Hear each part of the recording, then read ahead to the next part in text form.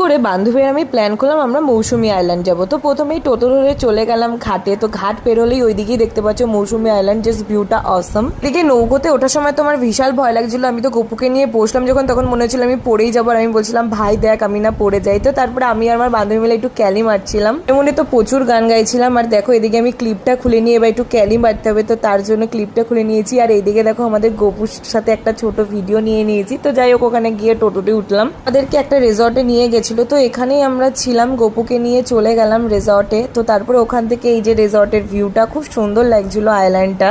আমি তো তোমাদেরকে অবশ্যই বলবো যে মৌসুমী আইল্যান্ড যাও, বন্ধু বান্ধবীদের সাথে অনেক ভালো ভালো টাইম কাটাতে পারবে। আর আমি আর আমার বান্ধবী তারপরে বসে বসে একটু গল্প করে নিলাম, যেহেতু রুম ক্লিন করছিল। তো এইদিকে দেখো আমার একে দেখে তো আমার পিকুর কথা মনে পড়লো, আমাদের বাড়িতেও একটা পাখি ছিল। পর আমাদের ডাব দিয়ে দিল, বললো তোমরা ডাব এনজয় করো। তো প্রচুর ভালো লেগেছিল ডাবটা নিয়ে। তো আমি সোজা বললাম ভাই চল গিয়ে বিচে গিয়ে বসি। তো এখানে যাচ্ছি বিচে নিয়ে, বিচের এখানে গিয়ে আমি আর পঞ্চমী মিলে ডাব এনজয় করছিলাম, নাচাগানা করছিলাম, মানে আমাদের মনে সেই ফুর্তি ছিল। তো আমি এখন ডাব খাই, এর পার্ট 2 আসবে অবশ্যই।